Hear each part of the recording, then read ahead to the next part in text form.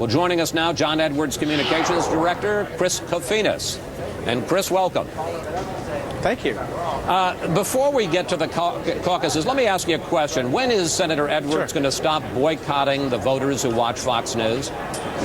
Well, I mean, I think Senator Edwards has made it very clear that we have some issues about Fox News in terms of the media consolidation and such. So I think that's a question that'll be, we'll discuss later on. But I mean, I think it's an important one. We have some serious differences, and those have been voiced very strongly. But wouldn't it be to his advantage and to the advantage of those voters, and there are millions of them who watch Fox News, for them to hear his message of trying to fight for the middle class?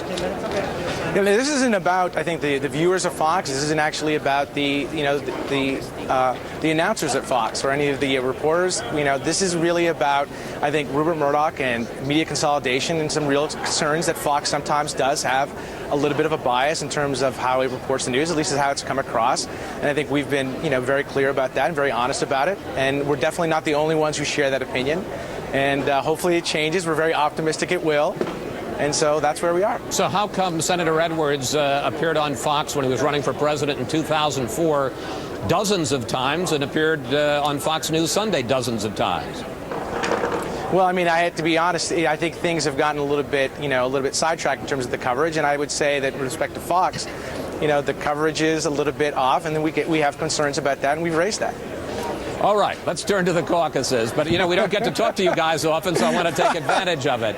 I was here earlier today. How is Senator Edwards going to do tonight? And wouldn't it be a terrible blow to his effort if after campaigning so hard in Iowa for so many months, he did not win tonight? No, I mean, listen, the reality is we've gone up against two candidates, Goliaths, if you will, raised $100 million each, in more staff, spent more money on advertising. We're going to find out in a few hours what the outcome is, but we feel really good about where we are.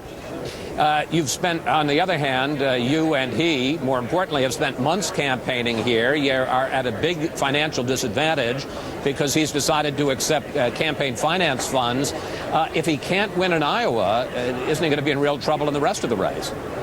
No, not at all. I mean, because I think this is what I think we've clearly shown by staying competitive against two candidates that have raised over $100 million each, that what matters more in this election, I would say matters more in almost every election, is ideas and your message. And what John Edwards has been saying very clearly is he's fighting for the middle class. He's the one candidate that's never taken a dime from PACs or lobbyists.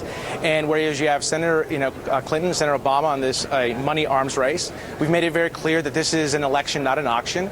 And I think what you see in Iowa, and you're going to see in New Hampshire and South Carolina and Nevada, as well as the other states, is that voters are going to gravitate to that message. What voters want in this election is very clear. They want real fundamental change. They want to go in a new direction. They want someone who's going to stand up to the corporate greed and make it very clear that that needs to stop, and that we need to go in a completely new direction that strengthens the middle class and makes this country a better place for all children. Chris Kofinis, it's a pleasure talking to you. It would be even more of a pleasure to talk to your boss, but thank you so much.